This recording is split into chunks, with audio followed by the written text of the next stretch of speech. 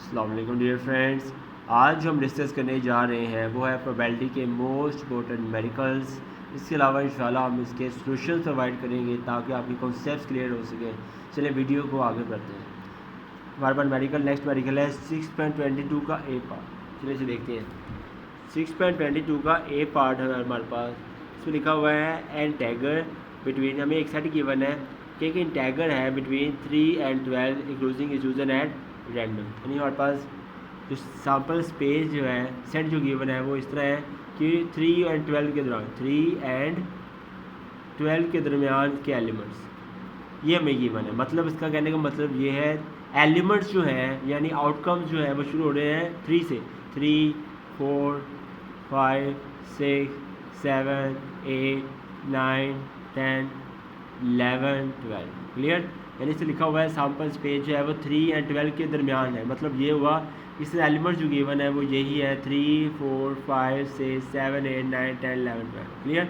तो यहाँ में लिखा था an integral between 3 and 12 including user and random. ये हमने लिख लिया है। क्लियर? आगे देखते हैं आगे क्या कह रहा है। What is the probability that it is an even number. तो प्रोबेबिलिटी हमने फाइंड करनी है। फर्स्ट कर लिया ए जो है इवन जो है, फर्स्ट कर लिया ए जो है वो इवन नंबर है, इवन नंबर है। इसकी हमने क्या करनी है प्रोबेबिलिटी फाइंड करनी है। तो सबसे पहले ए का सेट बनाना पड़ेगा। अब ए का सेट कैसे बनेगा? अब ये देखिए ये हमें सेट गिवन है, इसी में से हमने सेलेक्ट करना है कि इवन नंबर्स कौन से हैं। अगर इवन नंबर पता होंगे तभी तो ए की प्रोबेबिलिटी निकलेगी। तो उसमें से इवन नंबर देखो कौन कौन से हैं। इसके अंदर इवन नंबर देखिए 4 है, 6 है, 8 है, और कौन से है 10 है और 12 है, और कोई 4 भी हो गया, 6, 8, 10, 12। क्लियर? ये आपके पास आ गए इवन नंबर्स। इसी की हमने प्रोबेबिलिटी फाइंड करनी है। तरीका आपको पहले आता है। We know that probability of A is equal to number in A divides number in sample space. तो ए में तादाद देखो कितनी है 1, 2, 3, 4, 5। ये लगा दिया मैंने 5। सैम्पल स्पेस की बात कितने हैं देखो काउंट करो से 1, 2, 3, 4, 5, 6, 7, 8, 9, 10। ये लगा दिया हमने 10। इसे हमने सोल्व करना है, आपका आंसर आ गया। क्लियर? ए जो है वो इवन नंबर वाला हमने सोल्व कर दिया। आगे देखते हैं आगे क्या कह रहा है। आगे कह रहा है ये पहला क्वेश्चन तो हो गया। आगे कह रहा है second that is in even and divisible by 3। First कर लेते हैं बी एक, चले हम फर्स्ट कर लेते हैं बी एक इवेंट है। इसमें वो कहना चाह रहा है एक ऐसा सेट बनाओ कि इवन भी हो एंड डिविजिबल बाय 3 भी हो, डिविजिबल बाय 3 भी हो। यानी बी एक ऐसा सेट होना चाहिए कि वो नंबर जो है इवन भी हो और 3 से डिवाइड भी होते हो। तो ये भी सिंपल है, एक सेट बनाने लगे तभी इसकी वैल्यू निकल आएगी। अब देखिए ये सेट हमें गिवन है। अब में से वो आउटकम्स चूज़ करने हैं जो इवन भी हो और 3 से डिवाइड भी हो जाएगा। 6 जो है वो ऑब्वियसली अगर देखा जाए तो इवन भी है और 3 पर डिवाइड भी, 3 2 ज़ा 6 ऑब्वियसली। 12 की बात 3 4 ज़ा 12 ऐसा ही है। तो मतलब एलिमेंट जो आएंगे इवन और डिविजिबल बाय 3 कौन से होंगे 6 and 12। और कोई एलिमेंट्स हो सकते हैं नहीं। तो 6 and 12 are even numbers which are divisible by 3। ठीक है? ऐसे ही देखें 6 अगर लिखूँ 3 2 ज़ा 6। क्लियर?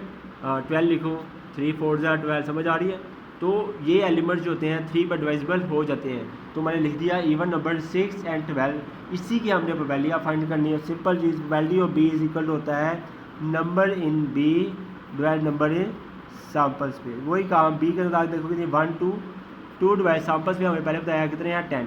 ये लगाया 10 से सोल्व करना आंसर आ गया। क्लियर? ये न्यूमेरिकल हमारा क्लियर हो गया। नेक्स्ट आगे मूव करते हैं। नेक्स्ट न्यूमेरिकल है हमारे पास 6.22 यही है, लेकिन इसका क्या है बी पार्ट हम डिस्कस करने लगे हैं। ठीक है? चलिए बी पार्ट डिस्कस करते हैं। 6.22 का बी पार्ट, 6.22 का बी पार्ट बहुत बहुत ज़्यादा इंपॉर्टेंट है। ये डेली पेपर में आता है, लेकिन ये थोड़ा सा हटके भी है। इसको क्लियरली समझिएगा। इसमें कहना चाह रहा है ये कि 3 थोड़ा कॉम्प्लिकेटेड है। 3 डिस्ट्रिक्ट इंटीग्रल्स आर चूजन। कह रहे चूजन कितने हैं इंटीग्रल्स 3। चलिए पहले ये इशू क्लियर करते हैं। पहले चूजन की बात करते हैं। चूजन आपके पास कितने हैं वो 3 हैं, यानी कि आर आपके पास कितना आ गया 3। ये बात हमारी चलो क्लियर होगी। अब एंड ढूंढते हैं। एंड क्या है 3 distinct integrals are chosen and from the 20 positive integrals. मतलब स्मॉल एंड जो हमें गिवन है वो 20। ये तो ऑब्वियसली जब हमें पहले पता है एन गिवन हो आर गिवन हो तो क्या लगाते हैं कॉम्बिनेशन। हमें पता है number in sample space equal होता है n C r, always n की जगह आ जाएगा आपके पास 20 सी और आर की जगह आ जाएगा 3। 20 सी 3 आप कैलकुलेटर से फाइंड आउट कर सकते हैं। 20 सी 3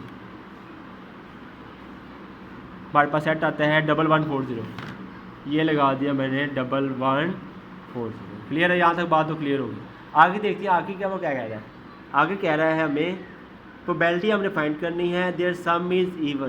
पहला उसने कहा सम इवन, दूसरा कहा उसने प्रोडक्ट इज़ इवन। बहुत आसान है, कोई इतना मुश्किल नहीं है, लेकिन आपने टेक्निक याद रखनी है।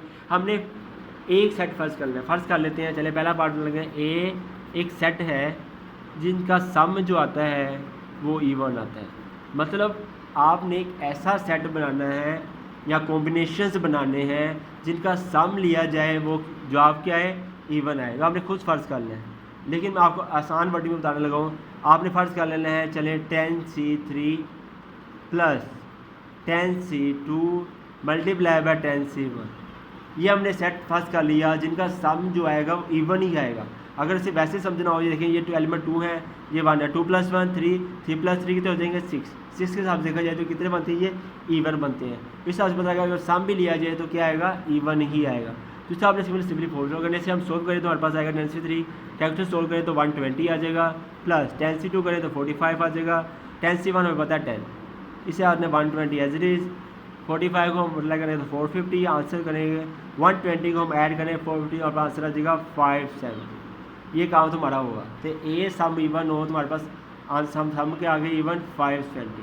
तो जब भी सम इवन आए, ये मेडिकल बहुत इंपॉर्टेंट है, तो आपने याद रखना है कि ए सम इवन है तो आपने लिखना 10C3 प्लस 10C2। इस तरह से 20 का आपने हाफ ले लेना है, जिस तरह मर्जी अच्छा लगे। 20C3 plus 10C2 multiply 10C1, इसके वैल्यू सोल्व आपने सम इवन आ जाएगा। क्लियर, आगे देखते हैं। अभी इसकी प्रोबेबिलिटी हमने फाइंड करी, फाइंड की। चलिए प्रोबेबिलिटी फाइंड करते हैं। प्रोबेबिलिटी ऑफ ए हमें पहले पता है नंबर इन ए जो है नंबर इन सैम्पल्स पे। सिंपल काम, ए में तादाद देखो कितनी है 570, ये लगा दिया मैंने 570 डिवाइड्स सैम्पल्स पे तादाद कितनी है 1140, ये लगा दिया मैं 1140। इसे हमने सोल्व करना आपका आंसर आ। तो हमने ए की प्रोबेबिलिटी जिनका सम इवन हो हमने फाइंड आउट कर ली है। आगे देखते हैं आगे क्या पूछ रहा है। आगे कह रहा है सम इज़ इवन हो गया है, their product is even. Second part में कह रहा है प्रोबेबिलिटी हमने फाइंड करनी है प्रोडक्ट इज़ इवन। चलिए इसका एक दूसरा मेथड निकालते हैं। प्रोडक्ट इज़ इवन याद ही होगा आपको, कम्प्लीमेंटेशन लॉ याद होगा। इसका नाम यूज़ करने लगे हैं कम्प्लीमेंटेशन लॉ। इसका प्रूव भी हमने किया हुआ है, आप चाहे दे सकते हैं, फर्स्ट सेकंड प्रूव में किया हुआ। कम्प्लीमेंटेशन लॉ की बात करते हैं, हमें याद होगा probability of A bar is equal to 1 minus probability of A. ऐसा ही है, या इसे यूँ भी लिख सकते हैं प्रोबेबिलिटी ऑफ ए, यानी माइनस यहाँ प्लस हो जाएगा, इज इक्वल टू 1 माइनस, या प्लस यहाँ हो जाएगा माइनस वैल्यू ऑफ ए। हम ये यूज़ करने लगे, ये यूज़ करने लगे। इसमें लिखा हुआ है probability of product is even हमने फाइंड करनी है, यानी इससे यूँ लिख सकता हूँ probability of product is even is equal to 1 minus probability of product is not even. आप सोचे होंगे नोट क्यों लिखा है, तो याद रखिएगा, आपको पहले बताया था मैंने ए और ए बार एक दूसरे के ऑपोजिट होते हैं। ए अगर इवन नंबर है तो ए बार ओड नंबर है, यानी ए और ए बार की बनती नहीं है, बिल्कुल ऑपोजिट होते हैं। तो ऑब्वियसली अगर पता लग गया ए अगर पॉजिटिव है तो ए बार पॉजिटिव नहीं होगा। मतलब प्रोबेबिलिटी ऑफ प्रोडक्ट हमने फाइंड करनी है, प्रोडक्ट इज इवन इक्वल हो जाएगा 1 minus probability of product is not even. ये हमने करना है, फाइंड आउट करना है। तो सिंपल चीज़ है, 1 भी बताया माइनस ये सारा चीज़ आ गया। अब आपने जिस तरह बताया ना सम इज़ इवन, हमने ये ले लिया, इसी में से ही आप चाहे ले सकते हैं प्रोडक्ट इज़ नॉट इवन। ऐसी प्रोबेबिलिटी, ऐसी एलिमेंट लिखना है, यानी ऐसा सेट लिखना है जिसमें प्रोडक्ट क्या है इवन ना हो। तो सिंपल इसी में चूज़ कर लेते हैं। चलिए 10C3 ले लेते हैं, 10C3 लिख लिया हमने।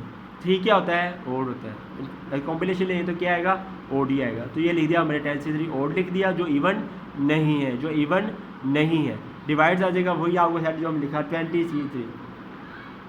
इसे करना आप सोल्व करना है, 1 माइनस 10C3 आपने फाइंड आउट कर देना है, ये आपके पास आ जाएगा 120। कैलकुलेटर सोल्व करना है 1140, इसे आपने करना है सोल्व आउट करना है, आपका आंसर आ जाएगा। क्लियर। तो ये टेक्निक थी, प्रोडक्ट इज इवन हो तो आपने इसको कॉम्प्लीमेंटेशन लॉ यूज़ कर लेना है, ये टेक्निक इस्तेमाल करनी है, सिंपल चीज़। और जब सम इवन आएगा तो आपने ये टेक्निक इस्तेमाल करनी है, ठीक है। बहुत आसान है, कितना मुश्किल नहीं है। नेक्स्ट आगे न्यूमेरिकल मूव करते हैं। नेक्स्ट हमारा न्यूमेरिकल है 6.22 का सी पार्ट। ये तीनों पार्ट बहुत इंपॉर्टेंट है, तीनों पार्ट में लाजमी ट्राई करना है। चलिए 6.22 का हम आगे पार्ट देखते हैं। सी पार्ट ही वो मज़े वाला है, बहुत ईजी है, पेपर में बहुत दफ़ा आता है, थोड़ा सा टिपिकल हो, इतना टिपिकल नहीं है। लेकिन लिखा हुआ अब बोस कंटेन्स रेड फोर, ऐसा नंबर हमने पहले भी रिसेंटली कर दिया है। अब Bose contain red four white four and green. Red आपके पास कितने हैं? 4 हैं। वाइट आपके पास कितने हैं? 4 हैं। और ग्रीन आपके पास कितने हैं? 5, ठीक है। रेड हमें पता लग गया वो 4 है, वाइट भी हमें पता लग गया वो क्या कहते हैं 4 है, और ग्रीन आपके पास कितने हैं? 5 है। जैसे अभी किया था काम, वही काम है, टोटल निकालना है। और टोटल आपके पास क्या होता है? n होता है। काउंट कर लो, 4 4 8, ठीक है, 9 10 13। तो आपके पास पता लग गया टोटल सेट जो आ गया हमारे पास, क्या आ गया? 13। आगे मूव करते हैं। आगे कह रहा है 3 बॉल्स और ड्रॉन। चलिए ड्रॉन भी पता लग गया हमें, ड्रॉन कितनी बॉल्स हैं? वो 3, यानी 8 आपके पास पता लग गया 3। तो हमें पता है number in sample space equal होता है NCR 13C3। 13C3 अगर हम कैरेक्टर मदद से करें सॉल्व,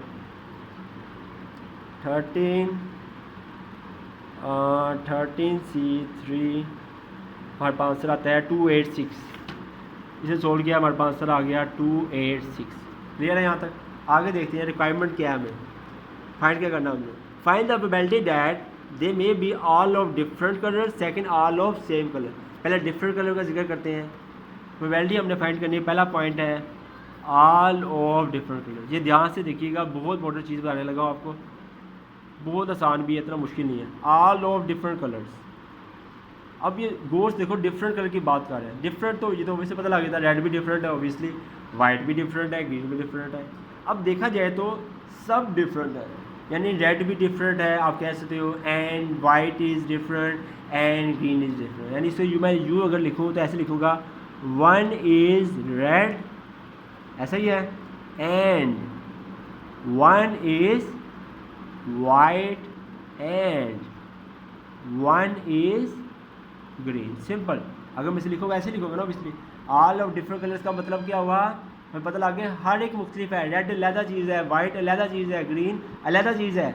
ऐसे पता लगा यू लिख सकता हूँ मैं 1 is red and 1 is white and 1 is green. यानी ये हमने फाइंड आउट करना है। इसमें एक टेक्निक इस्तेमाल करते हैं, देखिए जरा।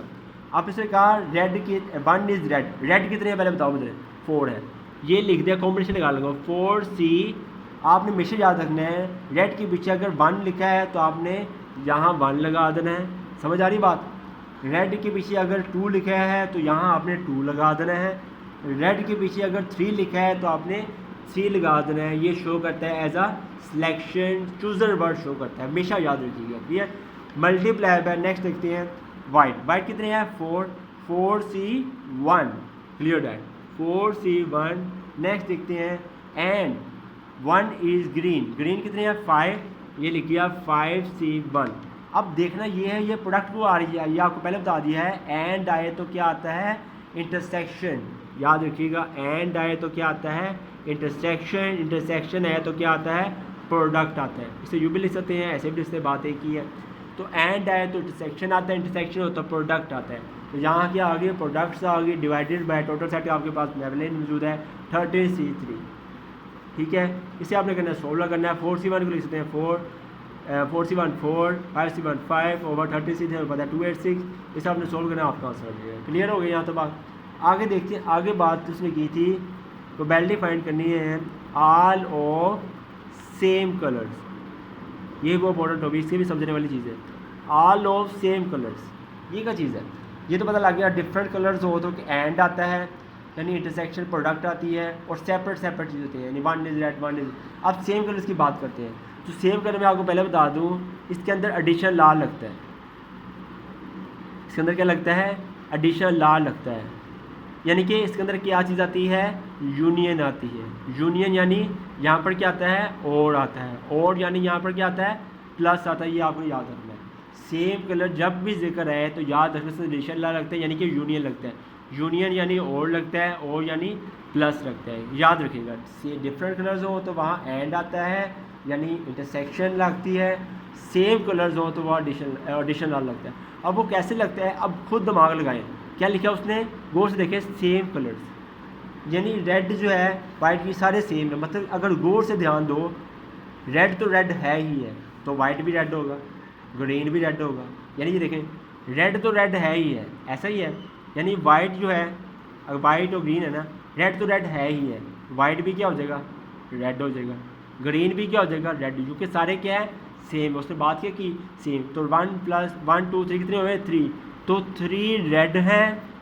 अगर वाइट को हिसाब से कहा जाए तो 3 वाइट है, तीनों ही वाइट है। अगर ग्रीन के हिसाब से कहो 3 ग्रीन है। समझ आ गई बात। सेम की बात की है, सेम मतलब होता है एक जैसा। सेम से पता लग गया रेड वाइट ग्रीन बेशक डिफरेंट है, लेकिन उसने बात की है सेम, सेम के हिसाब से प्रोबेबिलिटी फाइंड करें। तो मतलब ये हुआ सारे रेड हैं एक हिसाब से, यहाँ तो 3 रेड हैं, यहाँ फिर 3 वाइट है, यहाँ फिर तीनों के हैं ग्रीन है। इससे पता लग गया यहाँ और आ गया, और हो तो यहाँ यूनियन हो तो प्लस लग गया। तो यही टेक्निक इस्तेमाल करनी थी हमने, यानी प्रोबेबिलिटी हमने फाइंड करनी है वो इस तरह आ जाएगी, 3 रेड और 3 वाइट और 3 ग्रीन, ये हमने फाइंड आउट करना है। ये चीज़ आपको पहले आती है, जैसे भी टेक्निक समझाई आपको मैंने। बाकी देखें, रेड लिखें, रेड कितने हैं, रेड कितने हैं, 4, ठीक है। ये लगे अभी बताऊँगा, 4C3। देखिए रेड के सामने क्या है, रेड के पीछे क्या है, 3। मैंने कहा यहाँ 3 हो तो 3 आता है यहाँ पर, अगर 2 हो तो यहाँ 2 आता है, 1 है तो यहाँ 1 आता है, ठीक है। डिवाइडेड बाय वही टोटल हमारे पास सेट आ जाएगा, हमने जो सोल्व किया था 13C3, यहाँ 13C3 आ जाएगा। ये लिख दिया हमने 13C3, और हो तो यहाँ प्लस आ जाता है। वाइट की बात करते हैं, वाइट कितने हैं, 4C3, ये वाला 3 लगा है, समझ आ रही है। नेक्स्ट 13C3 प्लस ग्रीन की बात करते हैं, ग्रीन कितने हैं, ग्रीन आपके पास 5 है, ये लगा दिया मैंने 5C3, ये वाला आ जाएगा, डिवाइड्स 13C3। इससे आपने करना सिंप्लीफाई करना है, आपका आंसर आ जाएगा। Thanks for watching the video. अगर आपको हमारी वीडियो अच्छी लगी हो तो काइंडली हमारे चैनल को लाइक एंड सब्सक्राइब कर दीजिएगा। अल्लाह हाफिज़।